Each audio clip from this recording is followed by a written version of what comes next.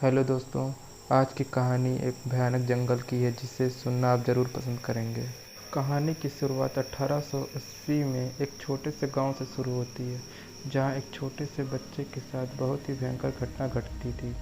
जब उसके कुछ दोस्तों ने उसे गांव के पास वाले जंगल में ले जाकर अकेला छोड़ दिया था, ये जानते हुए भी कि उस जंगल में जंगली भेड़ियों का झुंड रहता है और वो बच्चा वहां से बाहर निकलने का मार्ग भी नहीं जानता। बावजूद उसके वहाँ से भाग खड़े हुए थे, यह कहकर कि वो अभी कुछ देर में वापस आ जाएंगे, पर वो उसे छोड़कर भाग गए। सुबह से रात हो गई, पर वो वापस नहीं आए। वो वहीं भटकता रहा कि शायद उसके वो दोस्त उसे वापस आकर उस जंगल से बाहर ले जाएं, पर कोई नहीं आया। इस अंधकारमय जंगल में जहाँ से उसे वापस जाने का मार्ग नहीं पता था, वो लड़खड़ाते हुए आगे की ओर बढ़ा और साथ ही जोरों से मदद के लिए भी पुकार लगाए कि शायद कोई उसकी मदद को आ जाए। उसे लगा कि उसके दोस्त उसके साथ खेल खेल रहे हैं, क्योंकि उसने अपने आसपास की झाड़ियों में कुछ आवाज़ें सुनी थीं, लेकिन ये आवाज़ें उसके दोस्तों की न होकर उन जंगली भेड़ियों की थी। वो बच्चा ये बातें नहीं जानता था कि उसकी आवाज़ ने उन भेड़ियों को उसके शिकार के लिए बुलावा दे दिया था। रात के इस अंधकार में उस भेड़िए की आवाज़ें सुनाई दी तो जो कुछ ही वक्त पश्चात उसके ठीक सामने खड़े थे, वे झुंड में थे और उन्होंने उस पर हमला कर दिया और उसे वह फाड़कर खाने लगे। कुछ वक्त पश्चात जब सब कुछ शांत हो गया, किसी को भी वो नहीं मिला। ये कहानी बनकर रह गई।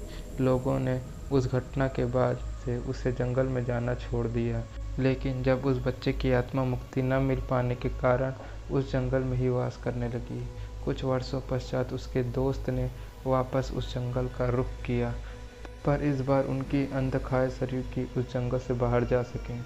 उनमें से एक ने मरते वक्त बताया, यह उसी बच्चे की आत्मा का काम है जिसे उन्होंने जानबूझकर उस जंगल में छोड़ दिया था, ये जानते हुए भी कि वहाँ जंगली भेड़िए रहते हैं। अब वो बहुत भयंकर बन चुका था। गांव वाले ने उस जंगल में जाना ही छोड़ दिया था।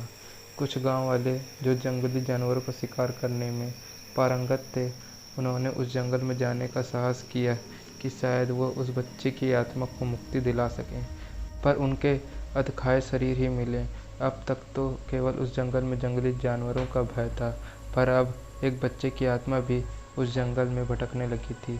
लोगों ने जब उस जंगल में जाना पूरी तरह से छोड़ दिया था, वक्त बदला और वो गांव भी बदलकर शहर जैसा बन गया, लेकिन वो जंगल वैसे का वैसा रहा।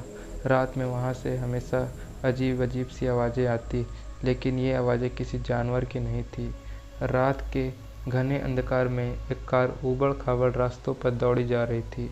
वह व्यक्ति खुद से ही बड़बड़ाए जा रहा था, इसे इस जंगल में ही फेंक दूंगा, जहाँ वो जंगली भेड़िए इसका काम तमाम कर देंगे।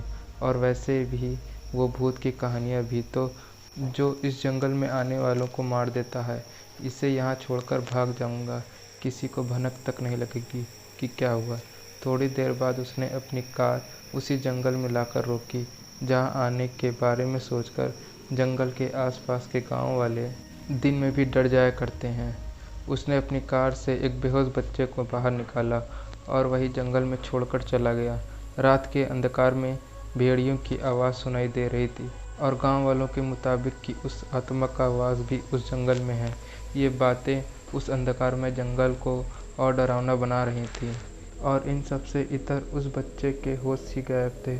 उस बच्चे की गंध भेड़ियों को मिल चुकी थी और वो पेड़ों के पीछे की झुरमुट से बाहर निकलकर उसकी तरफ ही बढ़ रहे थे।